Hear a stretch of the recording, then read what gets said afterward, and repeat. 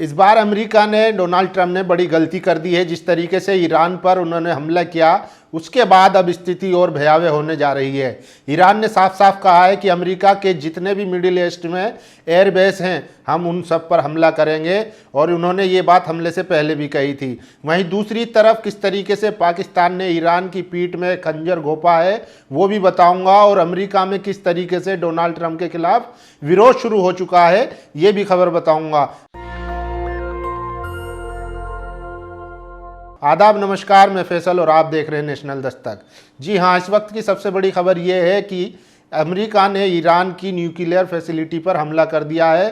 3 बड़ी साइट जिसमें फोर्डो, नेत्जान और इस्फहान बताया जा रहा है, लेकिन ईरान की तरफ से अभी कोई स्पष्टीकरण नहीं आया कि वहाँ पर कितना भारी नुकसान हुआ है। हालांकि अमेरिकी राष्ट्रपति डोनाल्ड ट्रंप ने ट्वीट करके जरूर कहा है कि हमने रात में उस पर हमला किया और पूरी जो है न्यूक्लियर साइट जो है पूरी तरीके से तबाह कर दी गई है, और अब वो जो है ईरान से शांति की अपील कर रहे हैं। ये इसी तरह है जिस तरीके से कोई एक आदमी आए और किसी भी रास्ते में चलते हुए के 2 थप्पड़ लगाए और फिर उससे कहे कि शांति बनाए रखो।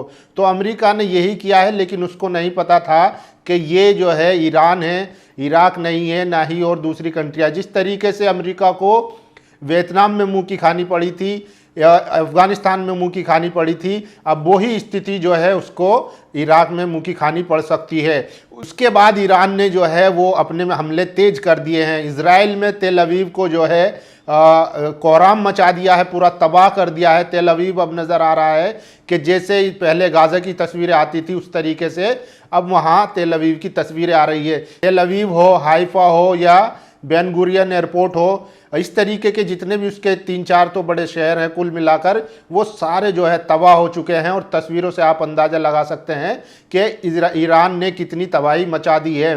तो हालात अब बेकाबू होते जा रहे हैं और पूरे देश जो है वो अब सब शांति की अपील कर रहे हैं। लेकिन ईरान ने जिस तरीके से रिटेलिएट किया है, मुंह तोड़ जवाब दिया है, उससे अमेरिका भी सख्त में। साथ ही साथ अमेरिका में खुद जो डोनाल्ड ट्रंप के खिलाफ लोग सड़कों पर उतर आए हैं, कह रहे हैं कि बिना कांग्रेस की मंजूरी के हमला करना ये कहाँ तक जायज़ है। उन्होंने कॉन्स्टिट्यूशन का जो है, जो अमेरिका का जो संविधान है उसके खिलाफ जाके ये हमला किया है, और गो बैक ट्रंप के नारे लगने शुरू हो गए हैं।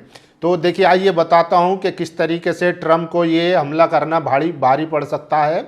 और ये तो बात तय है कि जिस तरीके से कल रात खबर आई थी कि ईरान के सुप्रीम लीडर आयतुल्लाह ख़ामेनी साहब ने अपने 3 उत्तराधिकारियों का जो है अनाउंस कर दिया है। अभी उनका नाम जो है खुलकर सामने नहीं आया है, लेकिन उन्होंने ये बता दिया है कि मेरे बाद जो है 3 लोग इनमें से जो है मेरे उत्तराधिकारी बनेंगे। अभी वो नाम उनके मंजर आम पर नहीं आए हैं, लेकिन ये तय है कि ईरान के सुप्रीम लीडर बार बार कह चुके हैं कि मैं रहूं ना रहूं, लेकिन ये युद्ध जो है जारी रहेगा।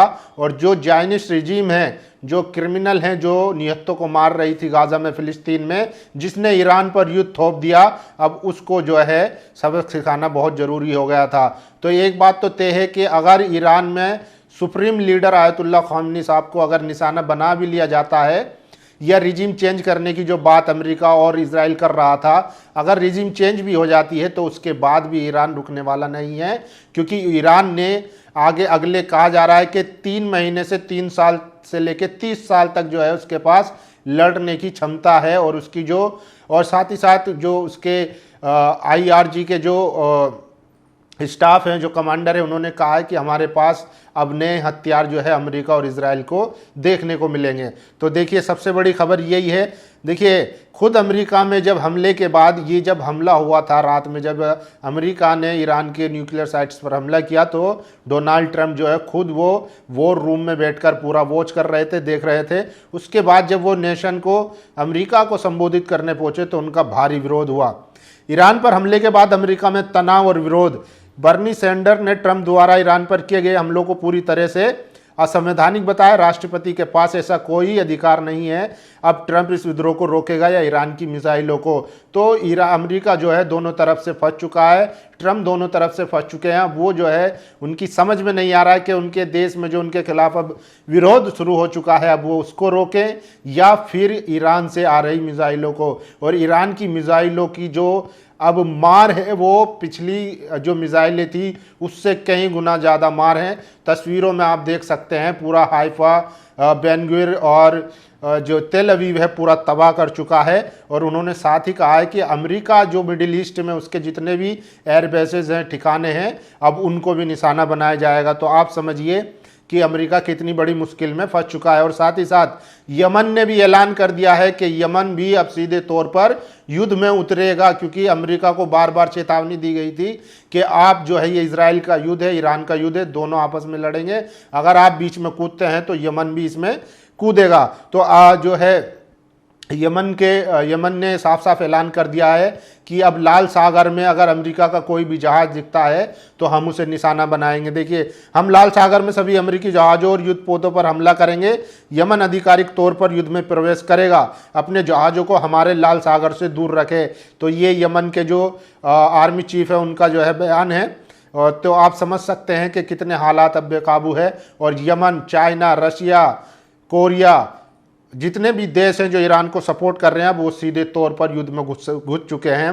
और ये तस्वीरें भी आ रही हैं कि अब जो लोग जो हैं इजराइल को छोड़कर लोग भाग रहे हैं, हालत इतनी ख़राब है। इजराइल के बारे में जो मिथ थे, जो एक परसेप्शन बनाया गया था, एक हवा खड़ा किया गया था कि वहाँ का हर नागरिक जो है सेना में जाता है और वहाँ आयरन डोम है, एरो है, डेविड है, इस तरीके का जो डिफेंस सिस्टम था वो सब जो है उसका मिथ, सबका सारा का सारा मिथ चकनाचूर हो चुका है। अब लोग वहाँ से जान बचाकर भाग रहे हैं।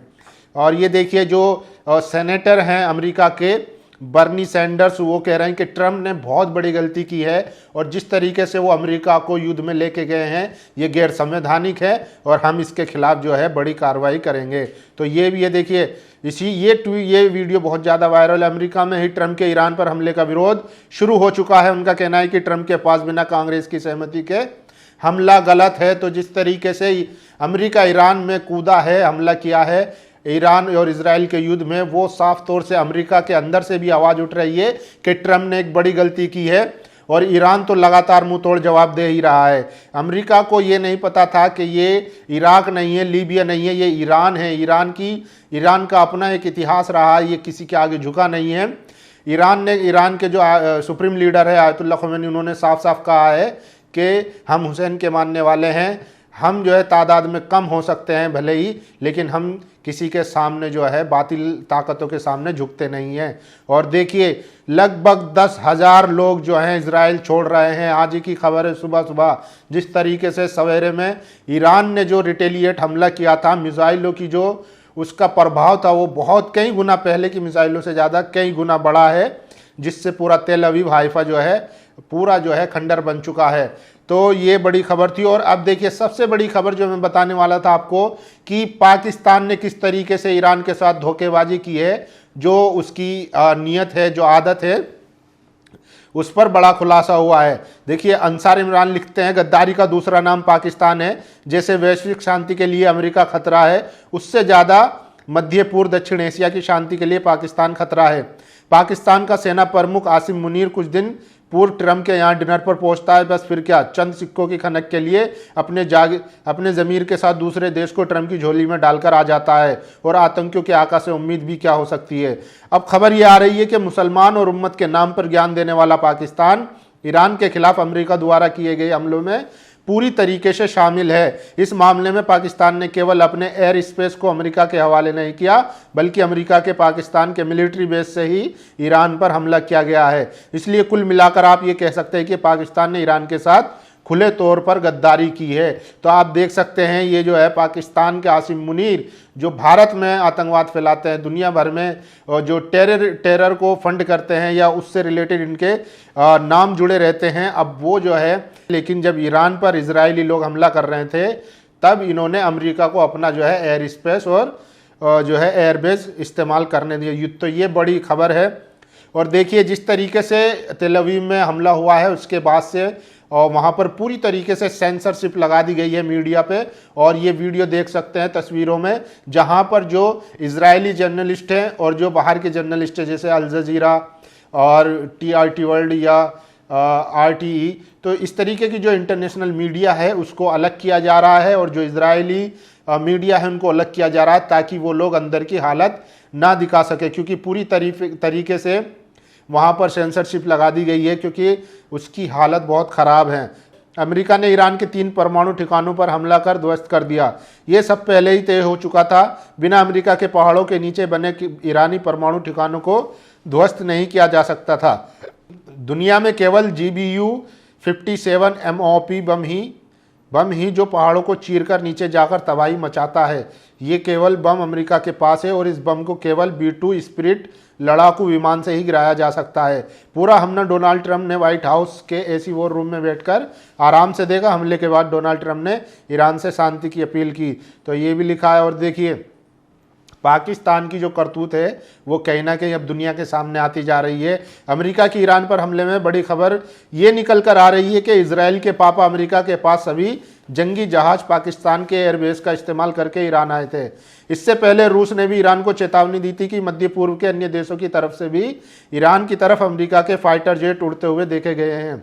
अब इस बात की पूरी संभावना है कि ईरान न केवल हाइफा और तेल अवीव पर मिसाइल मारेगा, बल्कि वे मध्य पूर्व में जहां पर भी अमेरिका का बेस है उन सबको भी निशाना बनाने जा रहा है। पाकिस्तान अमेरिका की तरह ही विश्व शांति के लिए खतरा बन चुका है, जिससे अपने देश और एयर स्पेस के जरिए से ईरान के खिलाफ अमेरिका की मदद की। इसका मतलब ये है कि अब पाकिस्तान के भी लगेंगे। तो ये खबर है। एक बात तो तय है कि अब ईरान जो है अमेरिका के मिडिल ईस्ट में जितने भी एयर स्पेस हैं, एयर बेसेज हैं या मिलिट्री बेसेज हैं, उन सबको अब निशाना बनाने वाला है।